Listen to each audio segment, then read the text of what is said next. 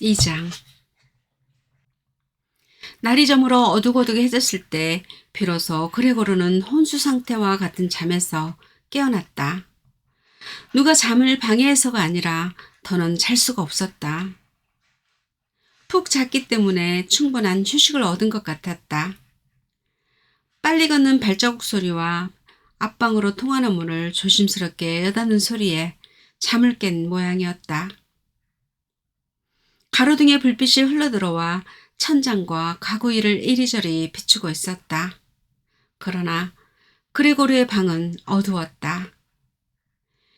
이제 쓸모있다는 것을 깨달은 촉각을 동원하여 미숙하게 더듬으면서 그는 무슨 일이 일어났나 알아보려고 문 쪽으로 미적미적 기어갔다. 왼쪽 허리 언저리에 길게 자리 잡은 상처가 당겨 그는 불쾌감을 느꼈다. 그는 두 줄로 박힌 다리를 절름거리지 않을 수 없었다. 아침나절에 벌어진 소란통에 닫힌 다리 하나를 기운 없이 질질 끌어갔다. 하여튼 다리 하나만 상했다는 것은 기적 같은 일이기도 했다. 문에까지 왔을 때 비로소 그는 무엇이 그를 실제로 그곳까지 오게 했나를 알 수 있었다. 그것은 바로 음식 냄새였다.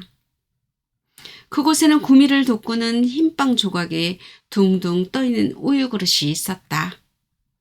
그는 너무 기뻐서 하마터면 큰 소리로 웃을 뻔했다. 아침 나절보다 훨씬 더 배가 고팠다. 그는 지체 없이 눈이까지 잠기도록 머리를 우유 속에 처박았다.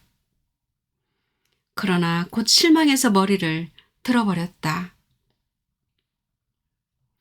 왼쪽 허리 언저리가 당겨 먹기가 곤란했다. 전신을 허덕이며 애써 움직이며 먹을 수는 있었지만 무엇보다도 그가 좋아하던 음식이라고 누이 동생이 갖다 놓은 모양인데 전혀 맛이 없었다. 그는 반발하듯 몸을 돌려 방 한가운데로 기어갔다. 그레고르가 문틈으로 내다보았더니 거실에는 가스등이 켜져 있었다. 예전 같으면 아버지가 저녁신문을 어머니와 누이 동생에게 큰 소리로 읽어주는 시간이었다. 그러나 아무런 기척도 없었다. 누이 동생이 늘 이야기해주고 출장 때는 편지의 사연이 되던 이 신문 낭독이 최근에 와서 폐지된 모양이었다. 틀림없이 빈집은 아닐 텐데 주위가 너무 고요했다. 어쩌면 이렇게들 조용히 지낼 수 있을까? 그레고르는 혼잣말로 중얼거리며 눈앞의 어둠 속을 바라보았다. 이만한 집에서 이만한 살림을 꾸려가도록 할 수 있었던 자신이 대견스러웠다. 이러한 안락과 이 행복과 이런 만족된 생활, 이 모든 것이 지금 끔찍스러운 종말을 고하게 된다면 어떻게 할 것인가? 이런 불길한 상상에 말려 들어가지 않으려는 듯이 그는 방 안을 이리저리 기어다녔다. 길고 지루한 저녁 시간이 흐르는 동안 양쪽에 있는 연문이 번갈아 빠끔히 열렸다가 다시금 황급히 닫히는 것이었다. 누군가 들어올 일이 있었던 모양이다. 그러나 망설이는 눈치였다. 그레고르는 문 옆에 지켜서서 그 주저하는 방문자를 안으로 끌어들이는가, 그렇지 않으면 최소한 그가 누구인가를 확인할 심사였다. 그러나 문은 더 이상 열리지 않았다. 열리기를 기다려도 소용이 없었다. 문이 잠겨 있었던 아침나절에는 저마다 들어오고 싶어 안달이더니 문을 열어놓은 지금에 와서는 아무도 들어오려 하지 않았고 반대로 밖에서 열쇠가 잠겨 있었다. 밤이 늦어서야 거실의 등불이 꺼졌다. 이 점으로 미로보와 부모와 누이가 이제까지 자지 않았다는 것을 알 수 있었다. 이때 이 세 사람이 발끝으로 가만히 저편으로 걸어가는 소리가 들려왔다. 이제 필경 다음날 아침까지 그레고르의 방에는 아무도 들어오지 않을 것이다. 그레고르는 새로 꾸며야 할 자기 생활에 대하여 곰곰이 생각해 볼 충분한 시간을 가지게 되었다. 그러나 마룻바닥에 엎드려 있지 않으면 안 되는 입장이 되고 보니 이 높고 텅 빈 방은 오히려 그에게 불안을 안겨주었다. 그러나 분명한 이유는 알 수 없었다. 그 방은 5년 동안이나 자신이 살아온 방이었다. 그는 거의 무의식적으로 소파 밑으로 기어들어갔으나 부끄러움을 금할 수 없었다. 약간 등허리가 울리고 머리를 들 수 없었지만 이곳이 더 아늑한 맛을 주었다.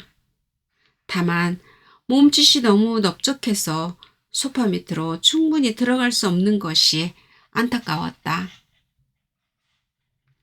밤새도록 소파 밑에 누워 반쯤 졸기도 하고 배가 고파서 깜빡 잠에서 깨어나기도 하며 또 여러 가지 걱정과 막연한 희망에 사로잡혀 얼마 동안을 보내기도 하면서 하룻밤을 새웠다. 그러나 아무리 생각해도 결론은 한 가지였다. 즉, 냉정한 태도로 모든 것을 조용히 참으면서 가족들로 하여금 지금의 그의 상태가 어쩔 수 없이 불러일으키는 불쾌감을 견딜 수 있도록 하지 않으면 안 된다는 결론이었다. 현재의 그의 상태가 가족들에게 불쾌한 기분을 주는 것은 사실이었다. 채 밝지도 않은 새벽녘이 되자 그레고르는 자기가 결심한 바를 실험해 볼 기회가 생겼다. 앞방에서 어느새 옷을 갈아입은 누이 동생이 문을 열고 긴장한 얼굴로 방 안을 들여다보는 것이었다. 누이 동생은 그레고르를 얼른 발견하지 못했다. 그러나 그가 소파 밑에 있는 것을 보자 누이 동생은 몹시 놀라 자존심 마서 이른 듯 문 밖으로 뛰어나가 문을 닫아버리고 말았다. 내가 이 방에 어디에든가 오래 있다는 것은 뻔한 일이 아닌가? 도대체 내가 어디로 날아가 버릴 수 있단 말인가? 그러나 누이 동생은 자기가 한 짓을 뉘우친 양 곧 다시 문을 열고 들어왔다. 마치 중환 환자나 낯선 사람 옆에라도 가는 것처럼 까치발을 들고 들어오는 것이었다. 그리고는 소파 가장자리에까지 이르도록 목을 앞으로 치켜들고 누이 동생을 관찰했다. 누이 동생은 내가 우유를 먹지 않은 이유를 알아줄까? 배가 고프지 않아서 손을 안 댄 것은 아닌데 이 점을 알아줄까? 좀 내 구미에 맞는 음식을 가져오지 않으려나? 누이 동생이 자진해서 가져다 줄 것 같지 않았다. 그러나 가져다 달라고 귀뜸하느니 차라리 굶어 죽는 편이 더 나았다. 사실 소파 밑에서 기어나와 누이 동생 발밑에 몸을 던지며 무슨 맛있는 것 좀 갖다 달라고 청하고 싶은 마음이 간절했다. 우유가 가장자리에 좀 흘려 있을 뿐 아직 양재기 안에 그대로 남아있는 것을 본 누이 동생은 몹시 놀라는 기색을 보였다.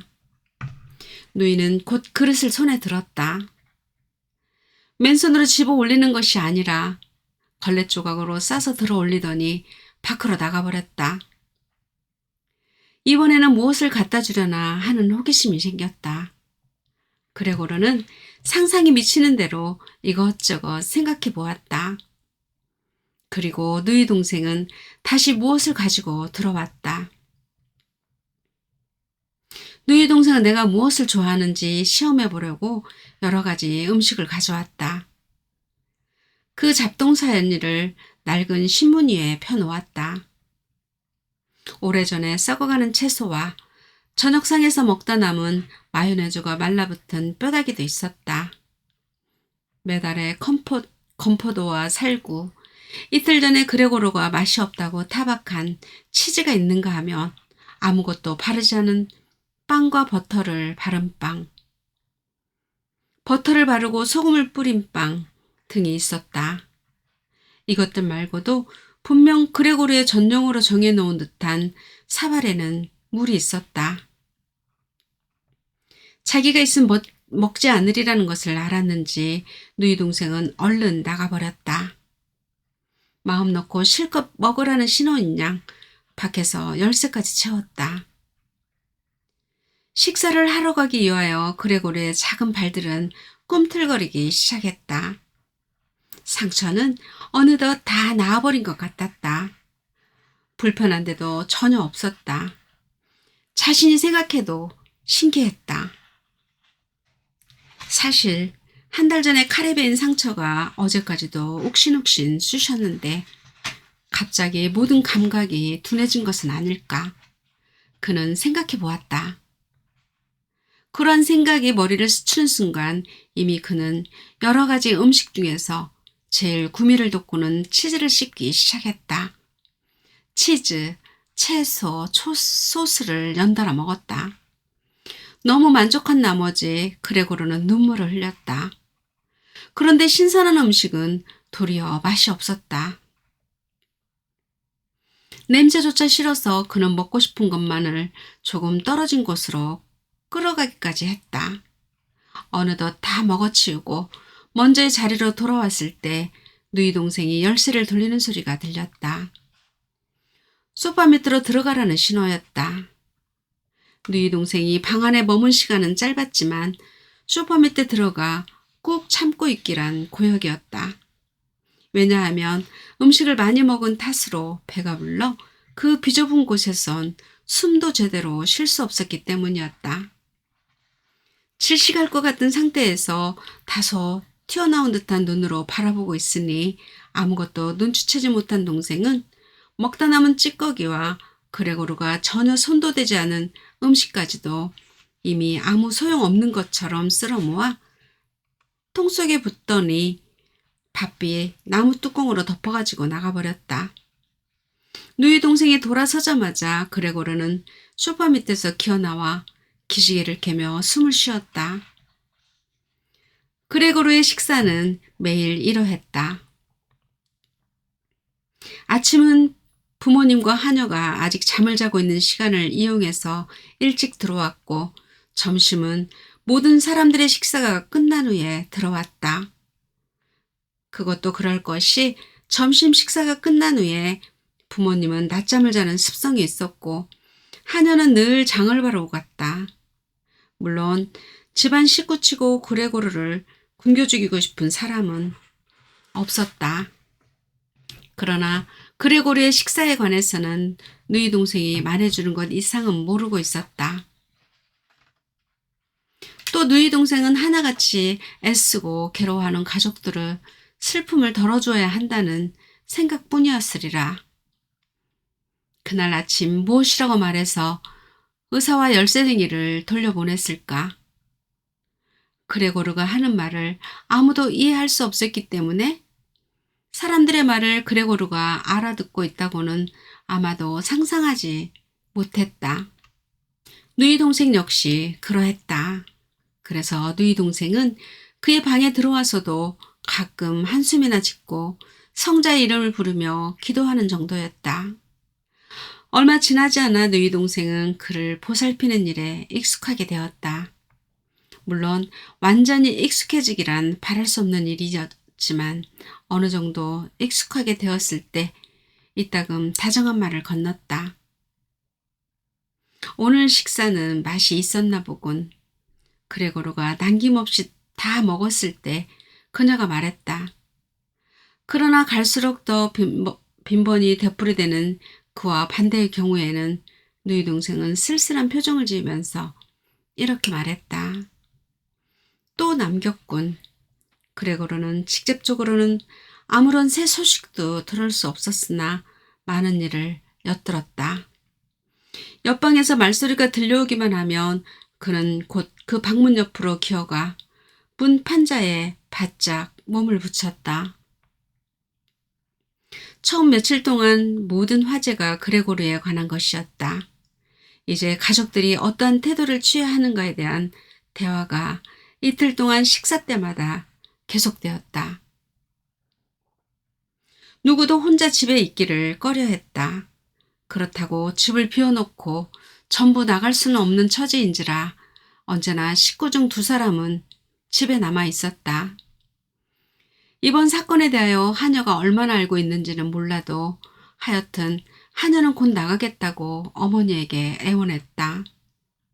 15분 후 하녀는 작별 인사를 하고 있었다.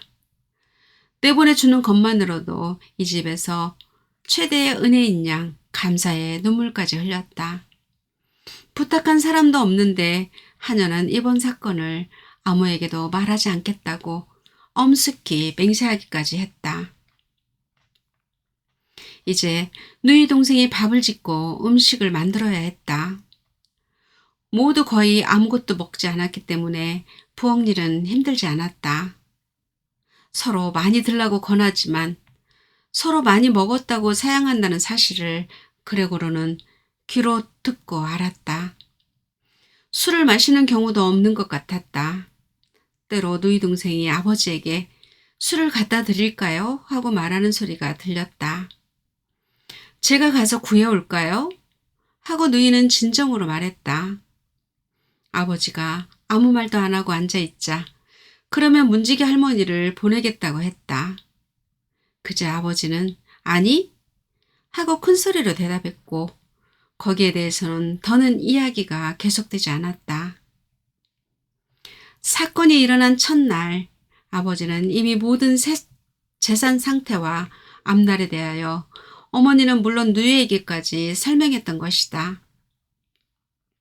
때때로 아버지는 책상에서 일어나 5년 전 사업이 파산했을 때 건져낸 조그마한 금고를 열고 증서와 장부 같은 것을 꺼냈다. 복잡한 자물쇠를 열고 아버지가 필요한 물건을 꺼내더니 다시 잠그는 소리가 들려왔다. 이와 같은 아버지의 설명은 그레고르가 어떤 의미에서의 감금 생활을 한 일에 처음으로 들을 수 있었던 기쁜 소식이었다. 사업이 파산했을 때 이후로 아버지는 한 푼도 없는 거지인 줄만 알아왔던 그레고르였다. 그렇지 않다는 말을 아버지의 입으로 들어본 적이 없었다.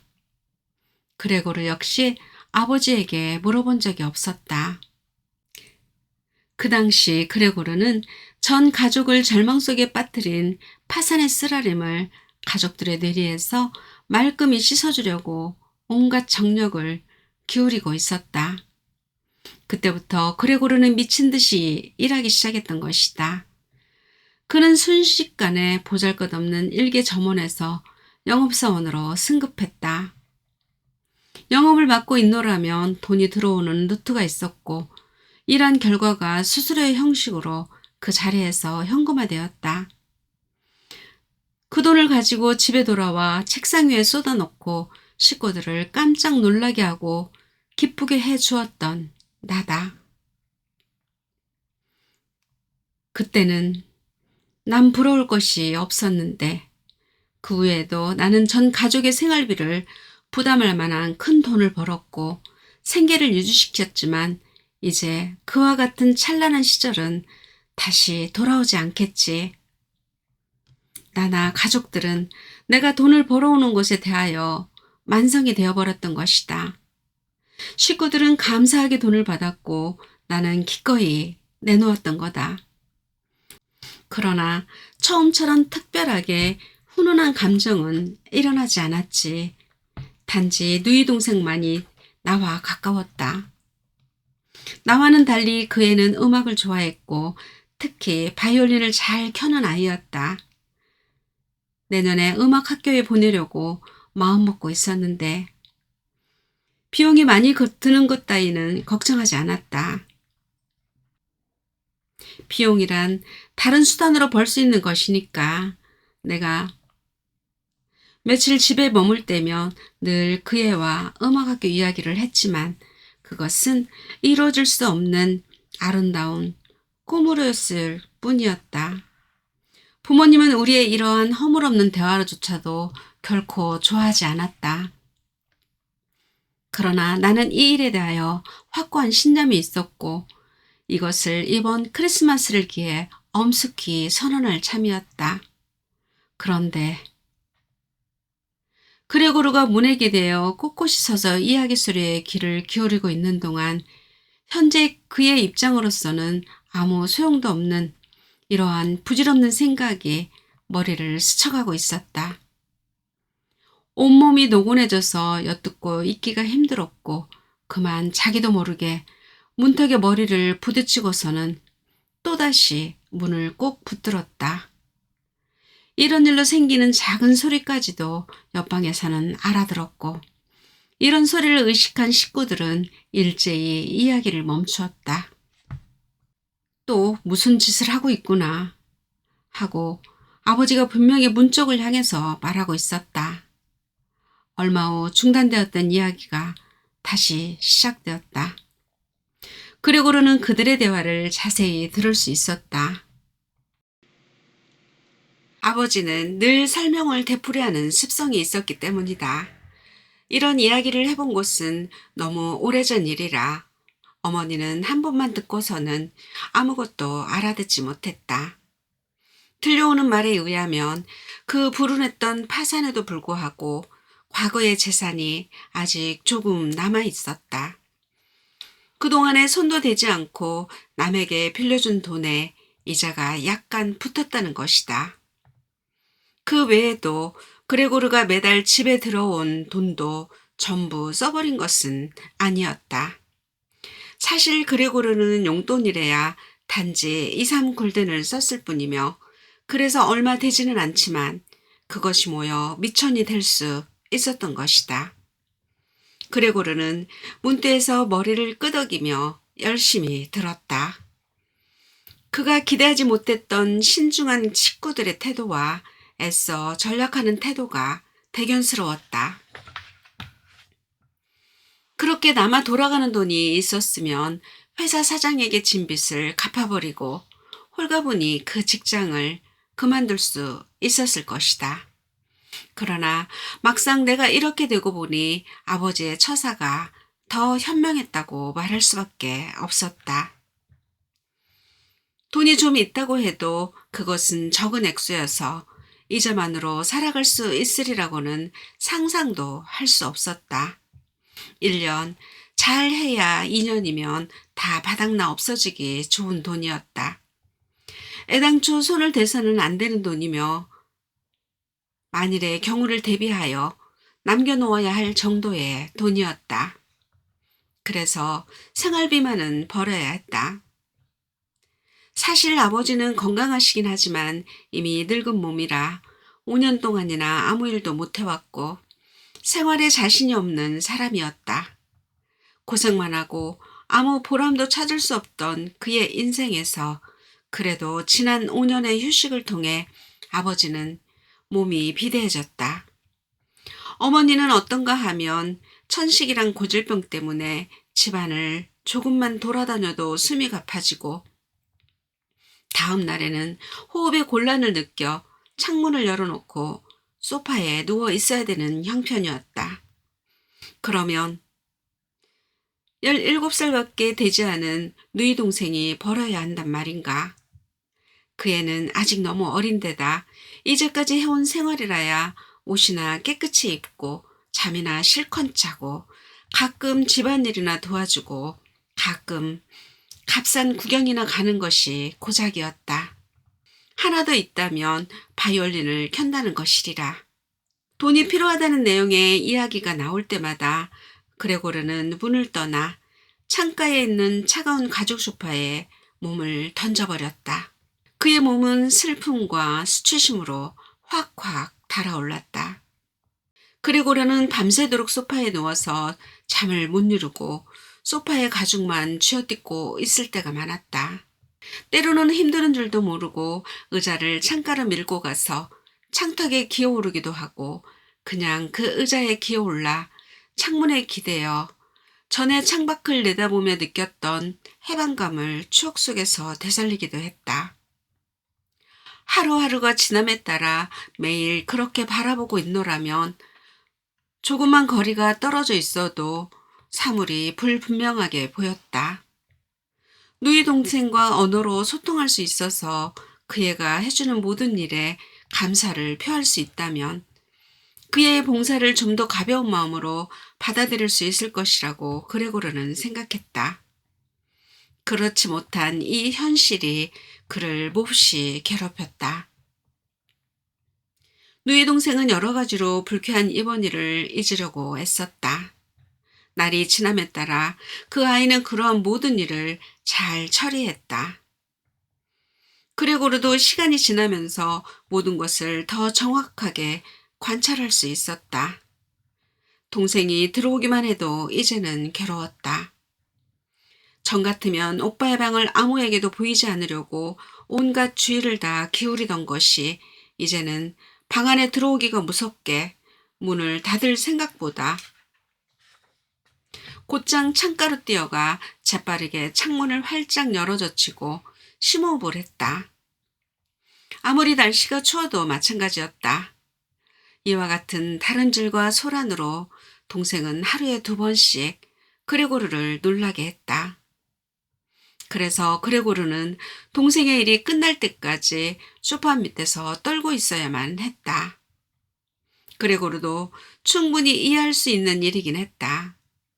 동생이 방에 들어와 창을 닫은 채로 일할 수 있다면 결코 그레고르를 이렇게 괴롭히지는 않았을 것이다. 그레고르의 변신이 있은 지 한 달이 지난 어느 날이었다. 이미 누이 동생은 그레고르의 모습을 보고도 아무런 공포심 같은 것을 느끼지 않았다. 한 번은 여느 때보다 빨리 온 누이 동생이 꼼짝하지 않고 그 자리에 서서 창밖을 내다보던 그레고르와 마주친 일이 있었다. 내가 창가에 있어서 창문을 여는데 지장이 있으니까 들어오지 않나 보다 하고 누이 동생이 들어오지 않는 것을 그레고르는 이상히 여기지 않았다. 그러나 누이 동생은 들어오지 않을 뿐더러 뒤로 물러나 문을 닫아버리는 것이었다. 모르는 사람은 아마 그가 누이 동생이 들어오기를 기다리고 있다가 물어뜯으려 했다고 말할지도 모르는 일이다. 그레고르는 소파 밑으로 숨어버렸다. 그러나 누이 동생은 아무리 기다려도 점심때까지 나타나지 않았다. 그의 표정은 다른 때보다 훨씬 불안해 보였다. 아직 그의 꼴을 보는 것이 누이 동생에겐 참을 수 없는 일이며 앞으로도 계속 그럴 것이라는 것을 그는 그제야 깨달았다. 어머니를 보고 싶었던 그레고르의 소원은 곧 이루어졌다. 낮에는 부모를 염려해서 창가에 나타나지 않았다. 그러나 이 제곱미터밖에 안 되는 방바닥을 기어다닐 수만도 없었다. 누워있는 것은 방만으로 충분했다. 식사에 대해서도 역시 흥미를 잃었다. 따라서 벽이나 천장을 아래 위로 기어다니며 기분 전환을 시도했다. 특히 천장에 매달려 있기란 유쾌한 일이었다. 바닥에 누워있는 것과는 전혀 판이한 기분이었다. 숨쉬기도 편했고 가벼운 경련이 전신에 일어나기도 했다. 천장에 매달려 흐뭇한 기분에 사로잡힌 나머지 방심한 채 발을 떼어 밑으로 떨어져서 깜짝 놀라는 경우도 있었다. 누이 동생은 그레고르의 새로운 취미를 곧 알아챘다. 왜냐하면 그레고르는 기어다닐 때 여기저기에 찐득찐득한 발자국을 남겼기 때문이다. 그래서 누이 동생은 오빠가 기어다닐 수 있는 넓은 공간을 마련해주기 위해 방해되는 가구들을 치우려 했다. 우선 옷장과 책상을 내어갈 예정이었다. 그러나 이런 일은 혼자서는 할 수 없었다. 감히 아버지에게 거들어달라고 할 수도 없는 처지였고 하녀도 도와줄 것 같지 않았다. 16살 난 새로운 하녀는 먼저껏 하녀가 나간 후 모든 살림을 도맡아 해왔다. 부엌문은 언제나 꼭 잠가두고 특별한 일이 있을 때만 열어놓았다. 따라서 아버지가 안 계실 때는 어머니를 불러오는 수밖에 별 도리가 없었다. 어머니는 기뻐서 어쩔 줄을 모르고 떠들썩하게 달려왔다. 그러나 그레고르의 방 앞에 이르자 어머니의 목소리는 뚝 그쳤다. 물론 방 안의 모든 것이 잘 정돈되었나를 확인하고 난 다음에 누이 동생은 어머니를 방 안으로 안내했다. 들어와요. 오빠는 보이지 않아요. 이렇게 말하며 누이 동생은 분명히 어머니의 손을 끌어당기는 모양이었다. 이윽고 연약한 두 여자가 옷장을 끄는 소리가 들렸다. 너무 무리하지 말라고 주의를 주는 어머니의 염려스러운 음성이 들렸다. 그럼에도 누이 동생은 그러한 주의에 귀를 기울이지 않았다. 꽤 오랜 시간이 흘렀다. 15분가량 지났을 때 어머니의 음성이 다시 들렸다. 이 옷장은 여기 그대로 남겨두는 것이 좋겠구나. 우선 무거워서 옮길 수가 있어야지. 아버지가 돌아오셔야 드러낼 수 있을 것 같다. 옷장을 방 가운데 놓아두면 내 오빠가 다니는데 불편하겠지만 가구를 다 치워버리면 또 어떻게 생각할지 모르는 일 아니냐. 그냥 그대로 놓아두는 것이 좋겠구나. 옷장을 치워 텅 빈 벽을 보니 어쩐지 서운한 마음이 앞선다. 그레고르도 오랫동안 이 가구에 정이 들었을 테니까. 방 안이 너무 텅 비면 쓸림없이 쓸쓸할 거야. 그러니 이걸 그냥 두자. 어머니는 속삭이듯 나짓한 목소리로 말했다. 그레고르가 어디 있는지는 몰라도 어딘가에 있으면서 자기의 말을 듣지는 않나 저기 염려하는 말투였다. 그러나 어머니는 그레고르가 사람의 말을 이해한다고는 상상도 못했다. 가구를 치워버리는 것은 내 오빠와 회복을 우리가 원치 않는다는 뜻이 되고 또 한편으로는 돌봐주기 싫어서 내버려두는 것이 되지 않겠니? 방은 전처럼 놓아두는 것이 좋을 것 같다만 내 생각은 어떠냐? 그리고 내 오빠가 병에서 회복되면 이전과 다름없는 방을 보고 그동안의 일을 쉽게 잊지 않겠니? 이러한 어머니의 말을 들었을 때 그레고르는 말을 할 수 없는 데다 지루한 나날을 보내는 동안 자신의 머리가 돌지는 않았나 하는 생각이 들었다.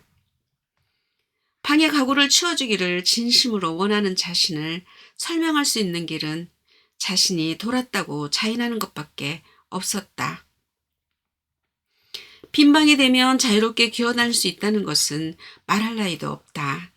그러나 동시에 나의 인간으로서의 과거는 완전한 망각 속에 매장시키는 것이 되며 대대로 물러내려온 가구가 놓여있던 인간의 방을 동굴로 변화시키겠다는 심보가 아닌가. 이미 내 과거는 나의 기억에서 거의 사라지고 있지 않은가. 다만 오랫동안 듣지 못했던 어머니의 음성이 나의 정신을 돌이켜 주었을 뿐이다. 역시 가구는 한 점도 치워서는 안 된다. 전부 그대로 두어야 한다. 가구가 현재 나에게 끼치는 영향을 제거해서는 안 된다. 쓸데없이 기어다니는데 방해가 된다 해도 결국 그 방해는 나에게 이익은 될 망정 해는 되지 않을 것이다. 그러나 섭섭하게도 누이 동생의 생각은 그렇지 않았다. 그레고르의 문제가 논의된다 해도 그 애가 가장 잘 알고 부모보다도 그의 사정을 훨씬 잘 이해하는 처지였다. 그것은 당연했다. 그러나 섭섭하게도 누이 동생의 생각은 그렇지 않았다.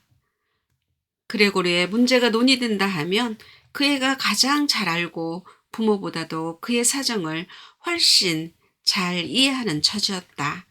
그것은 당연했다. 옷장과 책상만을 치우자는 것이 누이 동생의 애당초 생각이었다. 그러던 것이 어머니의 충고를 듣자 공연히 소파를 제외한 일체의 가구를 치우자고 고집부리기에 이르렀다. 오빠가 기어다니려면 충분한 공간이 필요하다는 것을 누이 동생은 알고 있었다. 사실 누가 보아도 가구가 필요치 않은 것만은 사실이었다. 하기야 그 나이에 소녀들이 갖는 맹목적인 열성 탓도 있을 것이다. 그러한 열성은 기회만 있으면 충족을 위한 출구를 찾는 법이다. 그래서 누이 동생은 지금 오빠를 더 비참하게 해놓고 그와 동시에 오빠를 위해서 더 애쓰겠다는 자신의 그 광적인 열성에 사로잡혀 있었고 또 열성의 유혹에 빠져 있었다.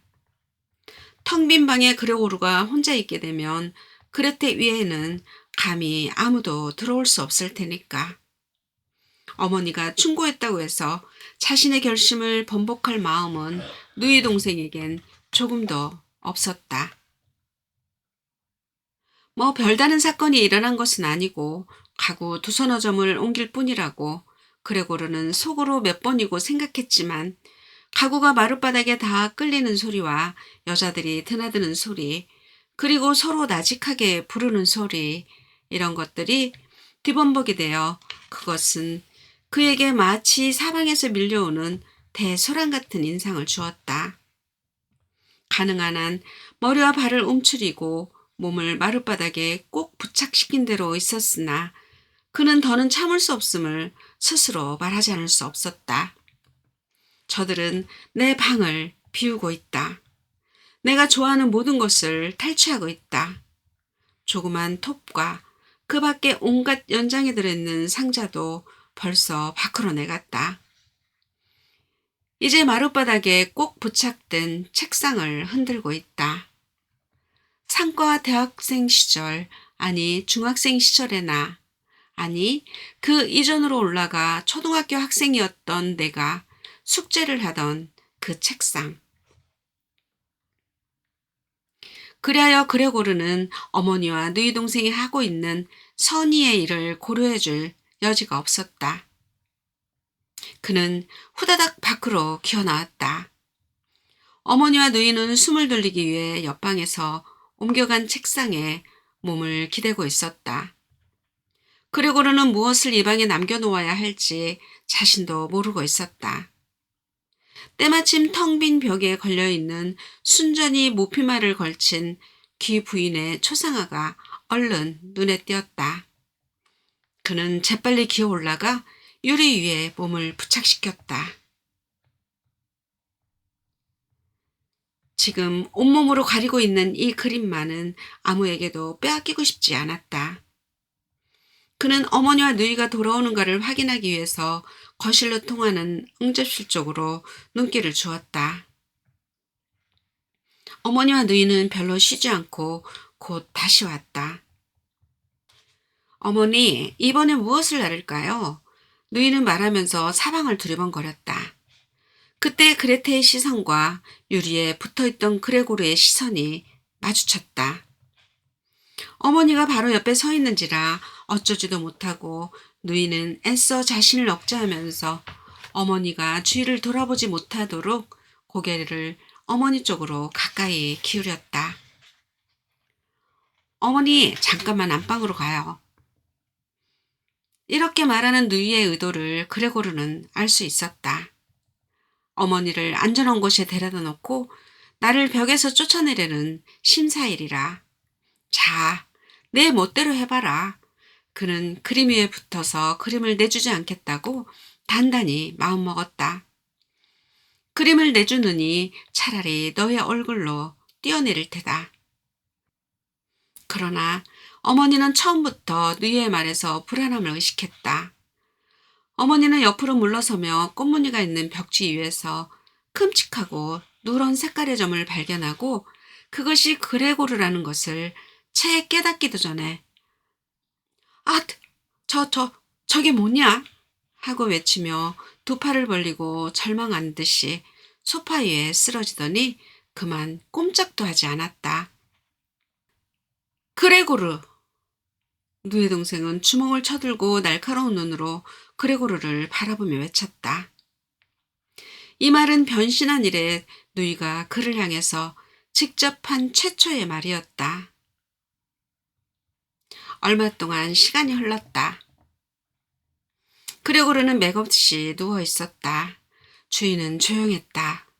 아마 그것은 좋은 징조일 것이다. 초인종이 울린다. 하녀는 부엌에 틀어박혀 있었으므로 그레고르가 나가야 한다. 아버지가 돌아오신 거다. 무슨 일이 있었니? 아버지의 첫마디였다.